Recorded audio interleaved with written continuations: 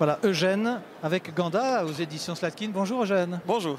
Alors pour ceux qui connaissent bien notre Web TV, vous devez vous souvenir qu'il y a 11 ans exactement, c'était en 2008, nous recevions déjà Eugène pour son livre qui avait reçu le prix des auditeurs de la RTS, qui s'appelait autrement d'ailleurs Radio Suisse Romande. De la radio suisse romande. Et ce roman, c'était La vallée de la jeunesse, c'était La joie de lire. Redonnez-nous envie de ce livre que j'avais trouvé pour ma part excellent. Alors c'était une autobiographie à partir de 20 objets. 10 objets qui m'ont fait du bien et 10 qui m'ont fait du mal. Je ne racontais pas toute ma vie, mais seulement l'histoire qui va avec ces 20 objets.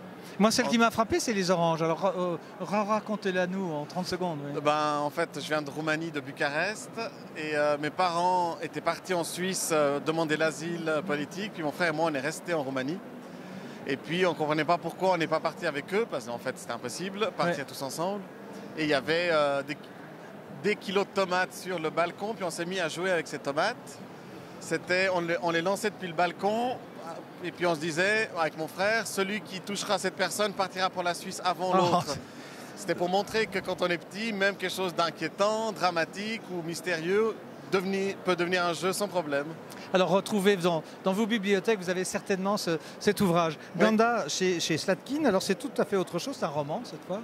Oui, c'est un roman historique, c'est une histoire vraie, c'est ça qui m'intéressait, c'est une histoire vraie et folle. C'est l'histoire d'un cadeau diplomatique parti en 1515 de Goa pour arriver à Lisbonne après 4 mois de voyage. Et quand il est arrivé à Lisbonne, l'animal, on ne savait pas ce que c'était. Parce qu'on n'avait plus vu de rhinocéros depuis 1000 ans en Europe, depuis les Jeux du cirque à Rome. Et puis pendant plusieurs jours, c'est ça que c'est vraiment... on rentre dans le merveilleux, on a cru que c'était une licorne. Ah oui, c'est l'imaginaire local. Parce que le rhinocéros n'a qu'une seule corne, le rhinocéros indien. Et puis on s'est dit, c'est peut-être exotique, c'est peut-être pas aussi beau que prévu, mais ça doit quand même être une licorne, en fait. Après, on a vu que ça s'appelait rhinocéros, et puis il y a eu toute une histoire avec ce pauvre animal. Et Dürer en fera une gravure, cette gravure-là, sans jamais avoir vu l'animal de ses yeux. On lui a raconté la bête, il a fait cette gravure. C'est devenu un des dessins les plus célèbres de la Renaissance.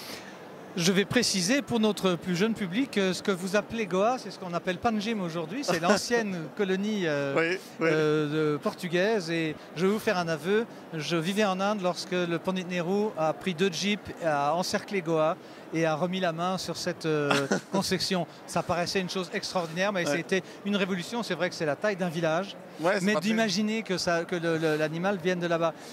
Vous faites beaucoup d'autres choses, vous êtes investi de certaines tâches au salon. C'est quoi? C'est votre côté touche à tout, ça? Dans ce que je fais, j'anime des ateliers d'écriture depuis 10 ans à l'Institut littéraire suisse. Il y a une école pour apprendre à écrire qui existe en Suisse. Oui. Puis on peut faire un bachelor en écriture littéraire. Et après, il y a des étudiants comme Elisa Dussapin. Oui. Que nous avons eu hier en interview. Elle a fait l'Institut, c'est une étudiante de l'Institut. C'est pour ça, elle a été votre élève, donc c'est pour cela qu'elle écrit si bien, peut-être. Oui, d'ailleurs, elle a bien plus de succès que je rêverais d'en avoir.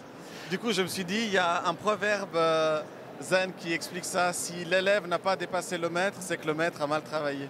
Oh, magnifique. Merci Eugène. Merci. Toujours avec votre sourire et puis cette grande culture qui vous caractérise. Bonne fin de salon, bonne continuation, puis on se revoit encore. Nous, on a encore 1 ou 2 interviews, dont celle de Claude Membré qui nous racontera comment va le salon. Merci beaucoup. Au revoir.